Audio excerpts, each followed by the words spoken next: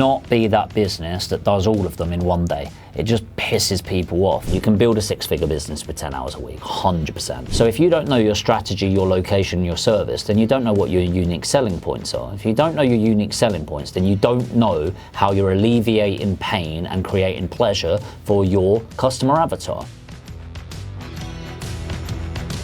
Hello and welcome to Investors Platform. Today's guest is a property entrepreneur, investor and educator based in Leeds, on track to turn over £10 million this year, Mr. Jamie York. Good to be on. Thank you for the intro. Thank you very much for having me today, Jamie. I'm very grateful to be here. Excited to be on. So you've got an incredible setup in this office here. Always like to start off these podcasts with a bit of context about yourself and what you actually offer, what your businesses are.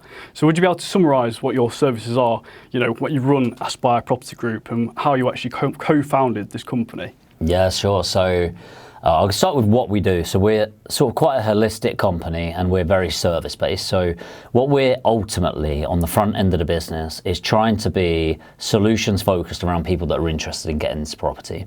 And the two front end businesses that I have, and when I say front end, I mean like this is the first either or business that you will come to as a lead, if you like, is a portfolio building company and an education company. And the reason why those two on the front end is either you're interested in my content because you've got money, you want to educate yourself a bit on the YouTube, for example, to build your own portfolio, and maybe you want to get educated, or you're looking for somebody else to do it for you. So if you're looking for somebody to do it for you, the portfolio building service is going to be there. And if not, maybe you want to get educated by people that are doing this. So they're the front end. And then as it goes through the service line, the product line, the supply chain, if you think. So you've got legals, brokerage, refurb company, lettings company, and then a finance business to help finance the whole lot for you. So the idea of the business as a group is, can I take care of you all the way through the journey? And then for me as a business, it helps me have control of the service quality that we're doing. But also, instead of just monetizing on you once as a customer, I can monetize all the way through. So you've been through my education. Let's say you start building portfolios for other people. Great. Well, could you use my legal team, my finance team, my refurb company, my lettings? And once I've got that infrastructure, that's how we want to do it. So diving into your deal packaging business then, so what is like the core offer that you're putting forward to people? So say for example they're interested in property but don't really know what to invest in, they've got 100k set in the bank. Yeah. What would you say is like the core offer and what are you actually offering them? And what sort of problems do they have and what sort of problems are you looking to overcome? So, well, first of all, if somebody's got 100k and they're coming to me, they're not looking for the big complex deals and everything like that. And it's one of the biggest mistakes I find people make is they'll go, right, I'm brand new to property, I want to do a commercial conversion. It's like, yeah, okay, that could go horribly wrong. And, I've loaned a lot of money, and commercial conversions, for example, are the ones that always seem to go wrong. And so it's really important to have that foundation. So I always say to somebody, look, if you're trying to build a skyscraper, that's great, but you need to start with the foundations. So if you don't have your first 5 buy-to-lets, maybe let's start there. So my product, if you like, is boring vanilla buy-to-let properties, keeping it as simple as possible. The service that we encapsulate around that is by making it hands-free. So we're very service-led. So the whole idea is that the reason somebody's coming to me is they know they've heard phrases like bricks and mortar, safe as houses, property doubles every 10 years. But just because you hear that doesn't mean you know how to find them, how to negotiate them, and how to go through the service offering. So what we do as a company is we do all of that upfront research, take away the risk in that as much as we can, whilst also making it a hands-free experience. So what would you say is your ideal investor avatar then? So we call our investor avatar Pete. And the reason we always name the avatar who we're trying to attract. So I'd say the average person, 35 to 55, typically they live in London or abroad. And usually they're white collar professionals. So these aren't multi-millionaires or anything like that. It's a common misconception that you have to be ridiculously rich. The average investor that we've got has got 150 grand in the bank. You can get involved with us for a minimum of 50k in the bank. So we're talking like doctors, dentists, lawyers, business owners, executives, so white collar professionals where they're making above average amounts of money, typically very much in the 40% taxpayer bracket, but that doesn't mean they know how to multiply it. So it's those people that have worked really hard for their money and they want to get their money working hard for them.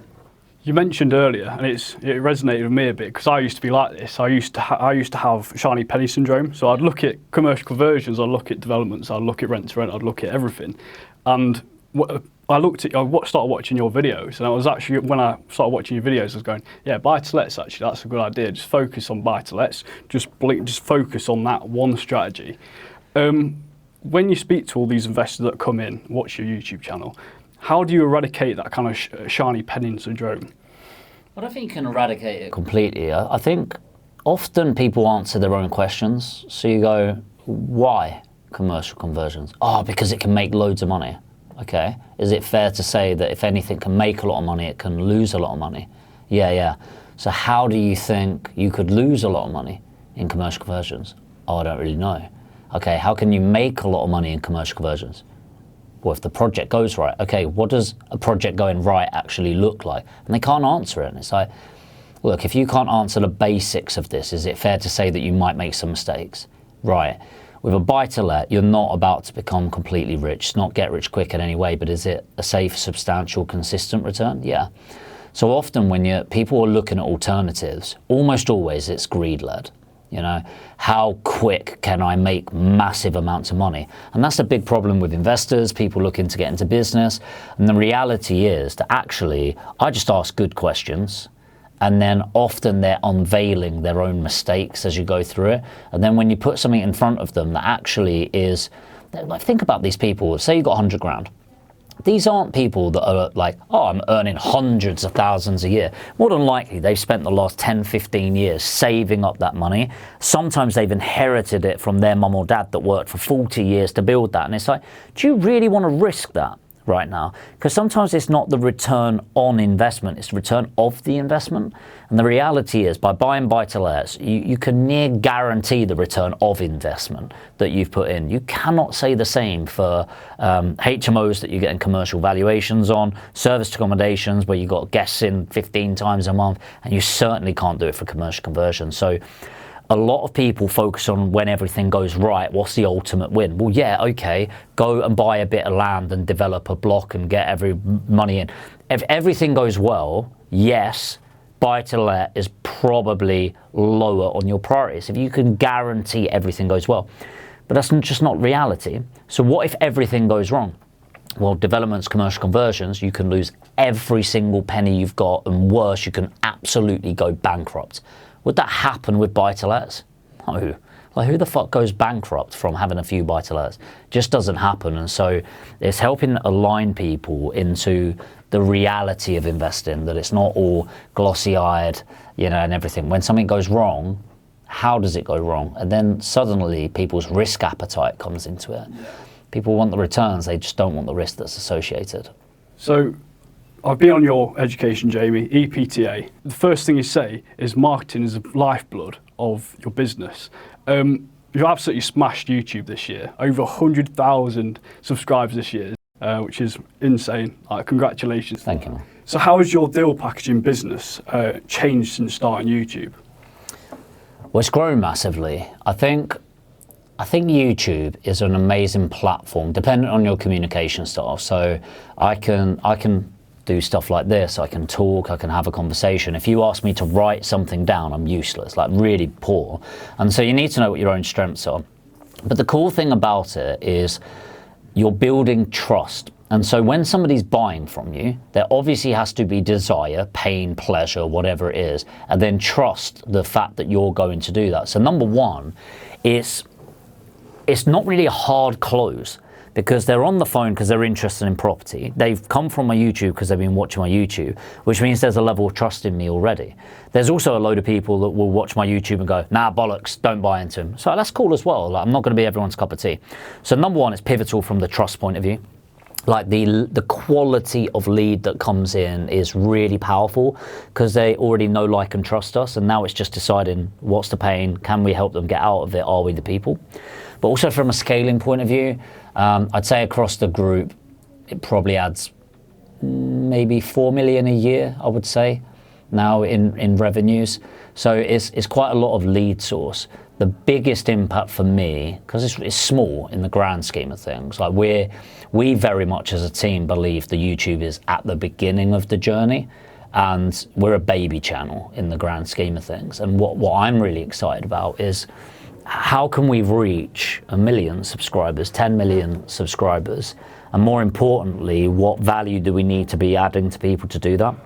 And I think that's the cool thing, is if you think psychologically for the people that become investors, or did you come through YouTube originally? Yeah, it's you already trust me. And because the reason is you've gone, well, I've already got this value for free. Imagine if I paid for something. And so it's already built in. So when I sell you something, it's like there's not that trust bracket there where you're going, can I trust that this guy's legit? It's like, well, you've just been watching me for 2 years. What do you think? So yeah, it's been transformative. So for people who are watching who might want to start a YouTube channel, have you got any advice of how you can start a channel and scale it up to 100,000? Yeah, I mean, so start up and scale up, and yeah, scaling to 100K. Let's start at the beginning. So first of all, what budget have you got to play at this? Because the reality is, if you've got the ability to hire somebody, you should absolutely do that.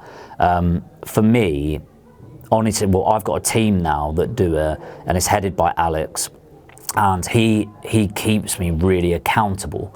Because the reality is, and even that he will struggle with, because if I come into the office and our studio's separated but in the main office, and I've got a deal that might fall out of bed, I've got an opportunity that I can make 100,000 for, my brain doesn't go, no thank you, I'm going to go and record a YouTube video. But because I've got a team there that goes, get in the fucking studio, we need to record. It's like, cool, that's going to keep me accountable. So first of all, if you can hire somebody, great. Not only for the accountability, they know things, like when I hired Alex, his skill level and knowledge level was infinitely better than mine from that YouTube point of view. So I'm a presenter, let's say, so I'll be talking to the camera, hi everyone, and it's like, what are you doing? It's like, why are you shouting? The mic's here, you know, and it's like such a natural, and I still do it now, like I'll project, and it's like, they can hear you here, like we can have a conversation. But also what he really taught me, what's really stuck with me, is like, you're not talking to 10,000 people, you're talking to one person 10,000 times. And that really has sunk with me years ago. And so yeah, always hire somebody if you can. If you can't, then understand you're on a budget. You can see these cameras, like they're thousands of pounds. You don't need that. If you've got an iPhone, get some decent lighting, you can do pretty well. Like the microphones on these are insane. You can get some, like a couple of £100, you could get some really good tech. So the big thing is, know what you're gonna solve on the channel. I think there was a gap in the market when I got onto the property, onto YouTube, where there's a lot of property people on YouTube, but the value wasn't there, I didn't think. I think it was very clear that the big personalities that were there were just there to sell you their course. And don't get me wrong, I'm an educator as well, so I will sell courses, but actually, like, the pitch that I'll do is, if you're interested in this, put this in the comments, we'll have a chat, and that's it. Whereas a lot of them, it's just about sell, sell, sell, sell, sell, be loud. And it's like, so there's a gap there. So before you start building it, understand what problem you're looking to solve. Then you need to look at your cadence. How often are you going to post? Is it going to be once a month or 5 times a week?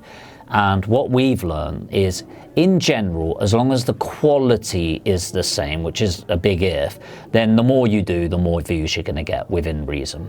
But it has to be the same quality. But you have to be able to do it over the long term. So if it's 1 a week and you can do that for the next 10 years, you're going to beat the person that does 3 a week for 3 months, then stops for a month. And you have to get that consistency. When you start scaling up, you need to change things up. And this is where we have slowed massively recently. So we went from, I'd probably say the range from, and Alex might chip in here and tell me differently, but I'd say from 40 to 80K, we had ridiculously fast growth, like 100 subs a day, and then it slowed. And I'd say, actually, why did it slow? Well, you could go, oh, the market, you've captured a load. No, we fucking 100K people, really? 26, like millions of people are interested in property. So actually, it's because the inhibitor was my time. And so the reality is we have these constraints that are there.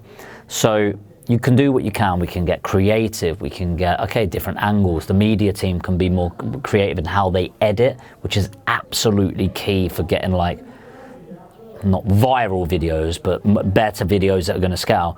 But ultimately, you need to change things up. Like realistically, if we were to run the YouTube how it should be, we should be trying to put ourselves out of business every 3 months. Like if I were to look at my channel now and absolutely destroy it, what would I do? Then do that. Because the one thing that is consistent in people is that they want to come to me for the value. Great, but if you do things in the same way again and again and again and again and again, like there's only so many times you read the same book, right? Even though you might love the author and like the storyline, if it doesn't change and there's no flex in it, then you're not going to scale. So what's got us here is consistency and having a value focused mindset. What's going to get us there is being more dynamic, more creative, and bringing change into the channel. Yeah, so if you don't mind me saying, value is brilliant, but it doesn't actually get the sales straight away, does it? So it's weighing up the value and how you're actually going to monetize it. Have you worked on some kind of mechanics to like, right, we'll pitch here, or the way you kind of present your offer into your content? Yeah, so we look at data a lot, and it depends how you do the call to action. We were actually talking about this today. So saying to people, by the way, like if you want to scale your portfolio, you've got 2 choices. Do it on your own, which is amazing. Hopefully you're getting value. Make sure to subscribe to the channel. But also if you want a bit of help doing it, then put APG in the comments. I'd love to help you out. And then carry on. That's very soft. And with those, I find you can put those in different areas of the video without too much impact. The problem is, if you're anything like me, you're getting excited about the value and you're hyping, and then suddenly you go into, oh, by the way, if you want to scale your portfolio and you've got a minimum of 100 grand, then put APG in the comments, book in a call and let's do this. And I mean, you can see it and you'll look at the videos. And so naturally a video will go like this. It slopes down like pretty fast at the beginning. And then, yeah, because like people have clicked on it within 5 seconds, decided they're not interested, you know, that sort of thing. So it goes down and then levels out like that and then cuts in. So it's like an S pretty much.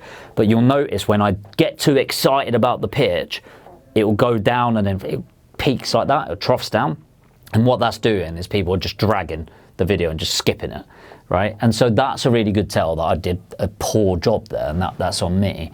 So yeah, you have to find that balance, but I don't know, like if in a 20-minute video and it was pure value and you did 2 or 3 soft pitches and maybe that third one was a bit harder at the end, you'll be absolutely fine. Whereas if you do a 5-minute video and it's 2 pitches, it's just like, it's too much. So you find balance, but honestly, in my experience, it's kind of like Gary Vaynerchuk says, it's like jab, jab, jab, jab, right hook.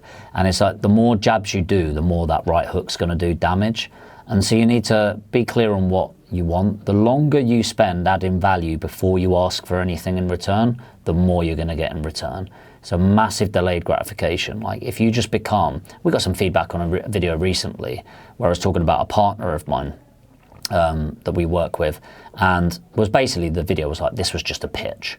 And it was really good to read it, because your initial thing was, fuck you. And it's just like, no, actually, if that's how they receive it, then that's how they receive it. And so it's really good feedback for me that maybe I went into pitch mode a little bit too much.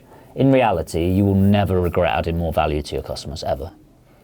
So a lot of the people watch your content, but not necessarily buy straight away. And this is where lead magnets come in. And for people who are watching, can you just explain what a lead magnet is? And how do you use them to kind of attract investors and onboard them and engage them? So a lead magnet is kind of what it says on the tin. It's a magnet to magnetize leads, right? So the easiest way to think about it is if you in any sector just went, what are the top 5 biggest problems that my potential customers have, and these are the best lead magnets, and then you can advertise the problem. Do you have this problem? Great, I have this solution. And often it will be a download, a brochure, maybe a video series, a mini course, whatever it is, and it's something to convert a viewer that you have no idea who they are on YouTube. If 10,000 people watch my video, I have no idea who they are, but it's a great opportunity to say, by the way, do you have this pain? I've created something of extreme value and I'd like to give it to you for free. And so is it free? Yes and no. is yes, they don't pay any money for it, but what they pay you with is their email and their phone number. And once you've got somebody's email and phone number, you own them in marketing terms as a contact, which means that I can now call you. I can send you an email and I can nurture you through that. And then it's just another vehicle, you know. If I can send a weekly email that is Jamie's Monday downloads or end of week downloads, and it's genuinely just my top 5 thoughts of the week, that is truly unique because it's me writing it, hopefully that will actually be valuable. And even if I don't pitch, and you get excited about opening Jamie's 5 downloads, and then every 4 or 6 weeks I do a big pitch in there. By the way, do you fancy coming to meet me personally? Up in Leeds, we'll do this and that. It's £100 a ticket. Great. Now you're going to buy it. Got you. So nurturing your leads, once you've got them off YouTube or paid ads or whatever kind of marketing funnel that you choose at the right at the top, the nurturing part's actually really important with the follow-up and that sort of thing. So have you got any strategies that you use to follow up and nurture your leads? Yeah, so first of all, you need to understand touch points. So the average person will take 5 to 9 touch points to buy from you. So a touch point could be they opened an email, they got a text, they had a phone call, they watched a video. And again, it goes back to why YouTube's so effective, is that you're hitting so many touch points. They might, you know, the average person, they might watch 5 minutes and then go off and never watch again. Or they might watch 5 videos and you've just got 5 touch points from videos that I made months ago. That's the true value of it. So once they're in there, you want to nurture them. So it's going to be phone calls, WhatsApp, texts, emails. Do not be that business that does all of them in one day. It just pisses people off. And also, actually add some value in them. You can have a call to action in every single one of them if you want. But like, it could be just a message. Hey, just a random insight. I've done a video on this 2% stamp duty increase just to share my thoughts with it. I hope it adds some value. That's it. And it's like, the call to action is go on the link if you want to watch it. So the more you add some sort of the law of reciprocity, right? So the more things you do for people, the more you get paid back in general. So a nurture sequence is that it is a journey from A to B and you're nurturing them through it. And ideally it would be with a value add mentality. So often I quite like a holistic point of view because they could be on their emails or they could be on their phone or they could be on Instagram or they could be on Facebook or they could be on YouTube. So I try to do something that I call an omnipresence campaign. So what will happen, and I really like doing this, is what I'll also do when I do that lead magnet is I'll pixel the page. So a pixel, for those people that don't know, it's just a bit of tracking code. It's copy and paste, sounds more complicated than it is. But I'll end up getting on the phone to that person 5 minutes later and they go, do you know, I watched a video of you last week and now you're everywhere. I've never seen it. I'm like, really? And what that does is, you might know this from the early days, you can't fucking get rid of me now, right? Sorry. Yeah, you watch one video, the algorithm's then picking that up, you click on something and then you're trapped, right? So then they might get a couple of emails and a text from me, but every time they go on Facebook, I mean every time they go on Facebook, every time they go on Instagram, they will see me, a video of me and all of that. And so what I'm trying to show there is, hey, I'm here. I am present, I am somebody that can be trusted, I've got a following, all of that sort of thing. So ultimately you're trying to build trust in you, which often comes from presence, and then add as much value as you possibly can in that first 2 weeks of them knowing you. So the first 5 investors that you take on board, you want to basically get as much content out to people as humanly possible. Would you agree with that? Yeah, good content. Good content. Yeah, if it's shit content, you're just spreading shit further, right? Yeah. And it's like, so, for example, let's say I do a buy-to-let video and it does really well on YouTube, like really well. It's fair to say that it was probably valuable, right? Unless it went well and people were slagging you off and all of that, but it's like, but let's assume it's good. So what could I then do? Well, I could then put that through and ask somebody to do some blogs. And with the help of ChatGPT now, it really supports the writing of them. So I could write maybe 4 blogs, 5 blogs from that video. I could write maybe 10, 20 Facebook posts. If I'd structured it in the right way, maybe the team can edit that for some shorts or reels. Sometimes harder with long form content, maybe not sometimes. So that's loads of content. You can then post it on my Facebook page. A week later, I could post it on my in a property group, then a business group. And so that one piece of content could easily be over 100 pieces of deployed content there. And that's just outsourcing to, you know, a remote worker, a virtual assistant to support with that. But in general, yeah, if the more good quality content that you can put out there, the more money you will make for sure. And so, have you got any advice on the paid ad side of things? How much money would you say to put towards that? I know it's based on your budget. People have your budget, for example, but what kind of budget would you expect people, when they're first starting out, to put per month, for example? For what type of marketing, like ads? Investors, yeah, Facebook ads. Oh, Facebook ads, okay. Yeah, Facebook ads, if you can't spend consistently for 3 months, don't do it. Okay, you can start with as little as £5 a day. So £5 a day is what, 150 a month, so 450. So if you're not willing to lose 450, don't bother. Ideally, you do £10 a day, really. So you need about £1,000 budget. What you need to understand about the algorithm is it's a learning machine. So if there's not enough data that goes into it, it can't learn. And so the algorithm kind of works like that. So I might target everyone that's on this table, but actually the people I want might be on this section of the table.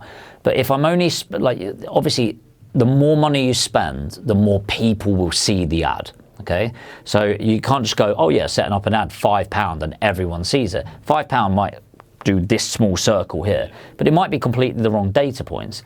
So the more budget that I spend, the more Facebook gets that information, or Meta gets that information of the areas of people that really like it. And then what it does automatically is it goes, well, we want you to get a return on your investment, because they know if I get a return, I'm going to spend more money. So then they'll go, we'll just start showing it to the people and the age, the demographics that are actually responding. So yeah, but £10 a day is good. That's really good advice. So investors now signed up because they've watched your content, they've received your ads, they've had a chat with yourself, they now want to invest with yourself. What is your end-to-end process? What have you actually, from inception of the investor to delivery? Obviously, this is where all your team come in, with all various different aspects of it. So what is the end-to-end process?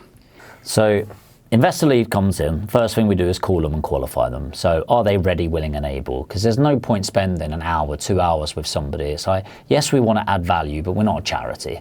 So if they don't have the money to invest in the first place, what's the point having a 2-hour conversation about them potentially investing in property? So are they ready, willing and able? And if they are, we book them in for an appointment. And on that appointment, we go through a journey of where they're at, where they want to get to.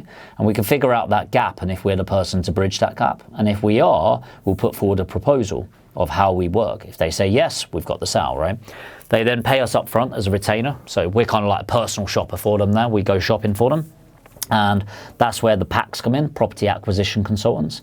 We spend up to £30,000 a month on vendor ads now. We're pretty heavy on it. And they're working full time. So it'll be about 100 hours a week of dial outs and things like that to find the best properties. We disregard probably about 95% of them, left with the 5%, and they're the ones that we match to our investors. So once we've got it agreed, we match it to the investor. We say, great news, we've got the deal, open your emails, let's go through it, this is the one. So we move forward with it. Then we go through case progression. So that is getting the legals done, the financing done, which is a very fun journey, working with people that are not very well known for speed and communication, but that's what we need. And we get it through legals, and then we get it to the refurbishment team. So of course, just because you own the house doesn't mean it's tenant ready. And there's 2 angles from this. Is number 1, you need it to look nice, but number 2, you need it compliant for lettings. So silly things like, does it have a handrail on the stairs? Might be a lovely property. If it doesn't have a handrail, you can't let it out. So we need to do things compliantly, get it refurbished, and then we hand to the lettings team. So it's all the way through that journey. So what would you say for example, you've got loads of investors lined up, right? This is like a supply and demand question. So you then need to find them a product. So how many different, so would you say you get most of your properties through market, like Facebook ads, or would you say you get it from Rightmove on the open market? Yeah, 99 point something percent, like almost all properties are from ad spend. Wow. Yeah. You have to bear in mind, like, there's 26 million properties in the UK, residential properties. You're not going to run out of opportunities. It's how do you find it? And so really it's about getting as much water in the pipes as possible, and then you having filter systems in order to find the gold in there. But the opportunity is always there There's an abundance of investors, there's an abundance of vendors. It's just knowing what a good investor looks like and what a bad investor looks like, and then a good property. And then you market effectively, communicate, qualify, and put the offers in front of the right people. So I noticed very early on in your YouTube channel, you were systemised very early. So when would you say would be the right time to hire, and which roles are essential when you're first starting out? Hire way before you need to. And you say I'm systemised, does not feel that way right now. Fucking hell. So here's the thing, right? Business is a tap, pipe, work, and a bucket. The aim is to get it from the tap to the bucket as fast as possible. And the bucket is your bank, right? That's where you really want to get to. And your job is to make that pipe work as malleable, systemised, automated, and deliverable as possible. The problem is you can turn on the tap. Tap's the marketing, right? So the flow's going through, everything's nice. Yeah, you get some leakage as you're going through, but in general, the bucket's filling up. Of course, eventually, the taxman wants to poke some fucking holes in that bucket and have some of the water for themselves. So that's a completely different conversation. The reality is, though, that yes, you can spend more and more on marketing, but the more you open the tap, the more pressure comes through, and eventually that pressure breaks the pipes. Now, if you imagine that business is pushing this big boulder up a hill, and it's a really fucking hard job as an entrepreneur, but eventually you get over that crest. And then you think, life's easy now, right? Yeah, from money point of view, but then it's going downhill. Now you need to stop that fucker causing damage. So the reality is, it's over the hill, the taps full flow in, there's pressure on the pipes. And so as you develop a business, it's so important, the systems, the processes, the automations, now with AI, employees using AI to make it smoother. So yeah, we are systemized, but the systems we have will then break, and then we build, and then break, and then they build. So going back to when you should hire, sooner than you think. Way sooner than you think. And it's not simple of who you should hire first. It's going to be one of two people, I think. I think it's going to be a PA or a salesperson, and it's going to completely depend on who you are. The reason not somebody from marketing is you are your best marketing. You always will be. Nobody's going to care about your business more than you ever. Don't ever expect them to. And nobody's going to be able to market your business more effectively than you. So even if you're a bit shit overall, it's still going to come through by you sharing your journey. Even if you're a bit awkward on camera, whatever it is, you're going to be able to do that. And you do not need that team member at the beginning of your journey. That being said, do document everything as soon as possible. So for me, it was a PA because I can communicate, I can market, I think I'm decent at sales, I'm good with conversations. Organisation is to be desired, let's say. And at the beginning of my journey, I was fucking useless. Like, I was really poor with organisation. Now, I personally would make an argument sound pretty good. However, when you work 15 hours a day, and have 100 things to do, suddenly you really look disorganized. So for me, it was a PA. For you, it might be a salesperson. You know, it really depends. And so this is where self-awareness comes in, is what do you lack? So you hire for your weakness. And if you are poor at operations, then hire somebody in that. If you are poor at sales, hire somebody in that. And know that you don't need to go from zero to hiring somebody full time. You can hire somebody for 10 hours a week. One of my best employees here, Terry, insane individual. When I hired her, I think it was 15 hours a week. And it's like, and now she's a team lead of a department full time. So yeah, you also don't need to hire in the UK. You can get cost arbitrage by hiring in South Africa, Argentina, you know, at other locations where you can get that bit of cost arbitrage. But yeah, hire for your weaknesses and faster than you think. So as you grow your business, obviously the hiring part probably becomes one of the most challenging parts of the business, right? So what do you look for in the right team? And how have you created such a good culture here? So yeah, recruitment's always difficult. And sometimes it's not. Honestly, it depends on the role, time of year, yeah, right place, right time. What do I hire for? Ultimately, their attitude, like who are they as a person? Now, what you need to be careful with is you don't want to hire people that you could go with for a pint with. It's really good to have diversity in a workplace. Like, there are so many strengths that come from diversity, even if it's just challenging your way of thinking. So I also think that answers your culture question. How can you have great culture? By having diversity. By the way, diversity, I don't mean, oh, we need white people and black people. We need men and women. It's not that simplistic. But having people from different backgrounds, different cultures, different beliefs, all of that, that level of diversity is really positive, as long as the person is also open to other views. If you've got somebody from a very extreme viewpoint and they're not open to anything, and then they're sat next to somebody that represents the opposite of what they believe in, that's obviously not going to fucking be good. But a level of diversity, and then it's encouraging and empowering people to talk openly, share openly, and a set of values that they work to. So it's them as a person, their attitude. Then it's what do their values align to as well. And we've got 5 core values here that we really try to work to in the business and kind of represent what I believe I am as a person and Dan is as a person, my business partner. And if they've got great attitude and they align to those values to a decent degree, then we'll look at their aptitude.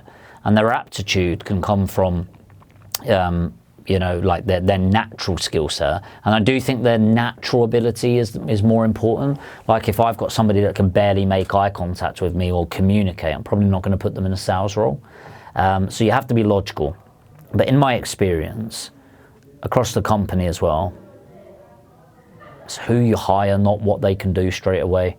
Because most of what you do can be taught to most people. But an arsehole's an arsehole, and a great person's a great person. And the sooner you can figure that out at the beginning, the better. I'll be interested to know from the viewer's perspective as well. I think they'll be interested to hear this as well. So you're obviously a lot further down the line and a lot of people starting out. But it'll be interesting to hear like how you've structured your company. So obviously you've got various departments, team leader, management, all that sort of thing. Can you just talk a bit about that and how you've kind of got this group company, Aspire Property Group, and then it's all filtered down into different ones? Yeah, cool. So first of all, I think it's really important to have integrity here. I'm very much in the figuring that out stage. I do not have that perfect at all. We have real struggles in that structure and leadership and people knowing what their role is, what their role isn't. And I think that's important because I think a lot of people, like you can hear the hook that no doubt's going to go at the start of the video from 0 to 10 million pounds, all of that. And people can focus on that. It's like, I don't have my shit sorted. Like I really don't. Like I have a lot of struggles and go through that. So just want to get that out of the way. There is definitely a struggle right now. So I guess it's important also to say it didn't start that way. Like I did not sit there in my bedroom thinking, right, I'm going to start this business, I'm going to have this manager there and all of that. It's very much a fail forward mentality. So that failure is an amazing way to grow as long as you learn and develop from it. And I'm a big believer that you learn and then you remove the rail plates and you start earning. So when I started looking at it, I started department by department. When you start a business, you either have money or you don't. And when I started, I didn't have any money. So I am the CEO and I'm also the toilet cleaner. And that's the reality of starting a business with no money. The great thing is once you have that business to a level that's making good money and 0 to 1 million, you can do a lot on your own, 0 to 1 million, but 1 million to 10 million, you have to have leaders. You have to have managers coming in. And it's been a real struggle because I've not been in the environment before. And so I'm trying to be the best leader that I can. And I think I've got strong values, a good work ethic. And so people naturally take that off. It's like culture is caught, not taught. So it's almost like people will naturally emulate what you are. But once you've got a leader and a department, then of course it's a lot easier to start the next department. Take my lettings company. It will start turning profit on a month this year, but overall it will lose 100 grand this year, 80 to 100k. And some people here that go, oh my fucking God, like that's terrible. It's like, not really, I'm staffed for growth. Because I've got the money, I can hire a manager first which is so stupid, hiring a manager, you know, of nobody. But then because I know what it's going to become, I can fund it. Hopefully find the right leader, which we definitely made mistakes on, like 100% made mistakes on, and I probably should have recognised sooner. But you get a great leader in, and then they build out over them. And then as you scale up, it's really like, where's there an obvious gap in this business? So it might be, marketing. Maybe marketing's the gap, maybe it's sales, maybe it's something else, maybe it's a completely different service. And then you can start getting strategic and funnel that. But the reality is, it's difficult. You start with one thing at a time. If I could go back in time, I would have got less things done and better, if I'm completely honest. It's one of my big strengths and downfalls, is trying to take on the world. And it's like, it's okay not to. It's okay to go, how could I get this one department really working hard? And that's what I'm trying to do right now, is go through one by one, get leadership working well together, and hopefully get a good outcome. You might have already answered this part, but in your view, what makes a good leader? Authenticity. I would say, like, I'm really good and really shit, and I work really hard, and I get ill. I've got my mental health struggles, like all of them, and I really try just to not lie to people, be upfront with people, have integrity, have values, wear my heart on my sleeve, rightly or wrongly. And I think people buy into that. And it also pushes the wrong people away from you as well. Like, if I'm very clear on who I am and I try to show that, it doesn't mean, like Alex, for example, like we're very good friends. And it's like, doesn't mean I don't say something that's going to upset him and fuck him off. And it's like, I'm a very straight communicator sometimes, I've been told. And so I went, last time that was shit. And it's like, thanks for the feedback. Could we maybe expand on that feedback on that? And it's like, but actually, because I'm so me, it's like, Alex can maybe get pissed off, but later down the line be like, it's cool. Like, it's like, when you really know people for who they are, honestly, it just makes life a lot easier. So I think, in a word, authenticity and having integrity as well, like holding yourself to a higher level of account and empowering people to hold you to a higher level of account as well is really important. I think once people are bought into you as a person and then your values, they either align with that or they don't. And my job is to probably get better at getting rid of people that don't align, and having a leadership team that 100% align to that. And I think what makes a great leader is empowering people to be the best version of themselves, aligned to that authenticity and integrity. It's very clear to me that you've got a good reputation within the industry. So have you got any thoughts on that? Like, how you can actually build a good reputation over the long term? Don't lie to people. Don't sell dreams that you can't deliver on. It really is that simple. Like, so the reason it's got an industry name, I mean, property in general has a bad name, and then property trainers have a worse name. And the reality is, look, if you want to build a business, do something and become fucking amazing at it. And then when you're really good at it, tell people about it and get more customers. And then when you're really good at that, teach people how to do it. There's nothing wrong with that.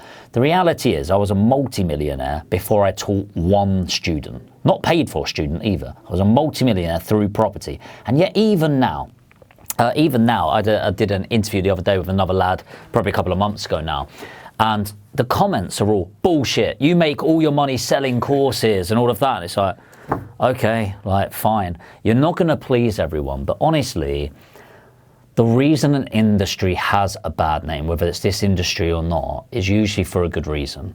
And the reality in our industry, especially education, is there's only really a handful of really well-known educators, and 50% of them are outright full of shit, and I think very easily 25% of them are maybe frivolous with the truth, but certainly 90% of them make significant money from the education business and don't make too much from the property business, which I think is fine if you're open about that. So if you've done one property, you can absolutely charge somebody on how to do their first deal.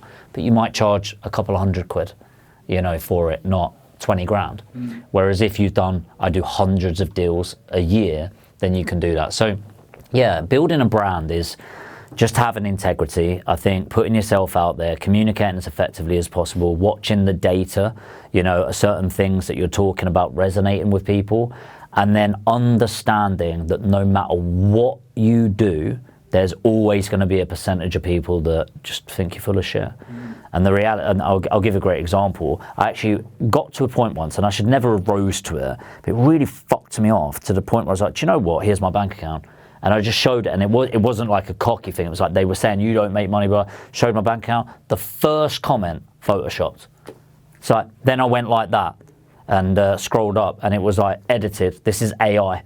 So you can, and they literally will go like, I can tell because of this, and this. It's like, you can't win. So I think, to be fair though, the people that say that type of comment, you don't want to work with them anyway. And so it's when the property investors are talking about you and talking good things. I think that's the main thing, which I look up to you for. And I think, yeah, the way you've done it, you know, it's very authentic. You know, you're not the person that's out there hard selling people, buy this or run to the back of the room. You know, you're very much. You do need to do that. Yeah, it works. It's quite good. Well, it does work. The reality is there's 1,000 ways of building your brand, and ultimately build it the way that you want to build it. And so if that run into the back, there's nothing wrong with the run into the back of the room thing. It's great sales motivation. The problem is, who are you then getting signed up to your course? Let's say that's what you're selling. Who are you getting to buy from you? Is it the people that really want to transfer, or are they just hyped and ready to take action? And it's like, so you need to think about that. So the run to the back of the room thing is amazing if you have a qualifier there, not have you got your fucking card on you. Great, you're in. And it's like, you know, is there some sort of conversation that needs to be had? But building your brand's very simple, and just be aligned to who you are. I mean, I'm not going to mention other people's names, but there's a name in the industry that I don't align to at all, but they do incredibly well. And they're them, you know, they're being themselves, and that's cool. It just because it doesn't align with me doesn't mean it's wrong. On that then, obviously people watch this and might be motivated to, you know, sign up to your course, for example, which is brilliant. I'd recommend it, by the way. But the reality of it is it's difficult, it's hard, and it takes time. Yeah. You know, I've reached out to multiple people, and the people that are doing it realise how hard it is. Can you give a bit of context behind that? Well, I think this actually links back to the industry, and like what fucks me off with a lot of it is quit your job in 30 days, do this with an hour here or there. It's like, no, I'm telling you right now, if you try to build a business, 80% of you will regret it. And I tell people all the time, it's like, here's the hardest thing you can do to make money. And if you've got ambitions to just make, and I say just make 50, 60 grand a year, get a job and build your way up to that. Because that's an incredible amount of money, right? But it's like, it's not worth the stress of business. It's just not. And it's like, I'm an addict. Like, that is the only way I could describe myself. Like, if it weren't this, it'd be something bad, you know? And so it would. So I am addicted to this. I love what I do. I'm passionate at what I do. And I don't want to turn people off of business. I just want people to be clear of what they're getting into. It's going to be really hard. Like, really, did you think it would be easy? You went through 16 years of education to get your A-levels or GCSEs, then another 2 to get your A-levels, then another 3 to get a degree. Now go do another year and get a master's degree, come out with 70 grand debt just so you could go make a cup of tea for some arsehole 3 years ahead of you. So do you really think you're going to be on a course and quit your job in a couple of months? Right. So, right. Whereas the problem is the people that sell the courses a lot are like, quit your job in 30 days. And I'm just like, yeah, you might quit your job in a year, you know. So say, for example, someone's working full time. They don't have much time to do anything else. They've got a family. They've got, you know, commitments elsewhere. But they want to get into deal packaging. They only have 10 hours per week they have to spend on this, and that's focused work. Yeah. Is there anything you kind of recommend that they spend these 10 hours doing? Yeah, well, first of all, acknowledge if you can spend the 10 hours, because 10 hours is the minimum that you can do, right? And you can build a 6-figure business with 10 hours a week, 100%. It's, are you willing to do that? And if you're not, Don't say you haven't got the time, because that's bullshit. You've got 168 hours. It's just you don't prioritize it high enough.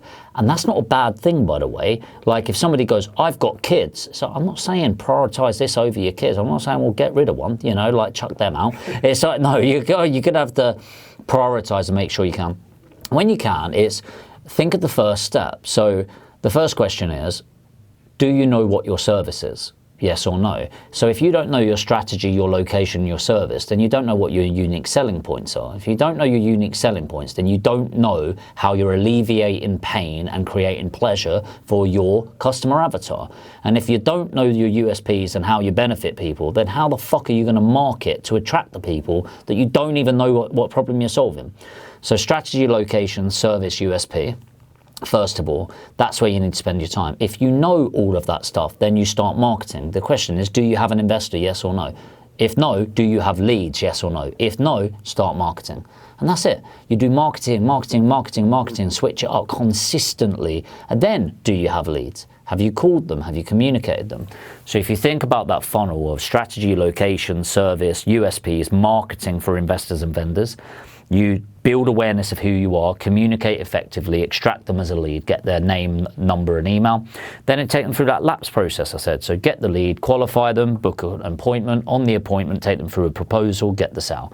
Lead, appointment, proposal, sale on both investor and the vendor, then you match them together. So what to do with that 10 hours isn't a straight answer, it's dynamic. But be self-aware of where you're at in that journey and then focus on that journey. There's no point you perfecting how to overcome investor objections if you haven't put out a single fucking post, you know? So you've got to understand who you are and understand that the bigger the skyscraper you're looking to build, the longer you're going to spend in the ground. So the longer you can spend at the top of that, the strategy, location, service, USPs and customer avatar side, the more successful you're going to be all the way down. So strategically think, spend a month on it. Go around your areas, understand it. What's the data points? What does it look like? See it, smell it, touch it. Understand it better than 95% of people. I promise you, if you can understand your bits that you need to know more than 95% of people, you're going to be rich. It's just not get rich quick. And then you focus on that funnel as you're going down. Really valuable, that stuff. Is there anything you wish you knew that would multiply your business earlier? Cost of a bad hire. I think there are times where I hired cheap rather than value, and there's a time where I had to hire and I hired quick and fired too slow. So the reality is, when you get to a certain level of business, the best investment you can ever make is in your team. I genuinely believe that, and I think I've been maybe a bit slow, egotistical, around it, where I've hired the wrong people, then go, no, they're fine, I'll work on them, or I've got the ego of, I'll spend time training them. So with what fucking time, you know? And so the reality is understanding that your team are the best investment you can ever make at that point. Before that, if I could go back to the beginning, and just not give a fuck what people think. I had so much ego when I was at the start of the business, and I spent so much time trying to look good rather than being good. And you see that on Instagram a lot. People are more obsessed with looking rich than being rich. And it's like, the richer I've got, the more casual that I've dressed. I mean, look at me, for fuck's sake. And it's like, yeah, I dress more casually. I'm not a particularly frivolous person in the grand scheme of things. Alex might say different with my Aston Martin. But it's like, in general, it's like, stop giving a shit what people think. You spend so much time trying to impress people you don't even like, that won't even remember you. And so if I could go back to the first year or two, I just wouldn't give a fuck about what do I look like on camera, what do I sound like. So I'm just trying to put myself out there. So those would be the two big things. So where can you see us buy a property group in the next 5 years? So I'd like to, a phraseology that I'm using a lot of is completing the circle right now. And what I mean by that is I want to really complete the supply chain. What I also really want in the next 5 years is I want to get a head of property that will be a head of is like an associate director. So it's above manager, below director. So an associate director level to run the group, to bring it in operationally, sales focused, so understanding that lever moves that lever, all of that. And then I'd also like to replace myself as managing director of the group. I believe that, number one, I think the company deserves somebody better than me, better placed for a managing director role. And I will play more of a chairman role, so strategic thought and guidance. And I'd really like to spend more of my time adding value through media, whatever that means. So scaling the channel, doing more socials, stuff like that. And then ultimately, I want to be the investor in the companies and get people to scale them for me, and then spend more time, we spoke about this recently, more time in philanthropy, but I think that's probably more of 10-year. But the 5-year is bringing myself out of the business. Jamie, thank you so much for coming on the podcast. Really enjoyed it. If anyone wants to reach out to yourself or the team, how would they get in touch? So I think if you just want in general value around business advice, head to my YouTube channel. It's just Jamie York. You'll be able to find it on there. If you're looking to chat directly, message me on Instagram. It's Jamie York Official, and I will always reply. Make sure it's got the tick on it. There's a load of fake accounts of me. So Jamie York Official with the blue tick. And then, yeah, just send me a DM. I'll always get back to people.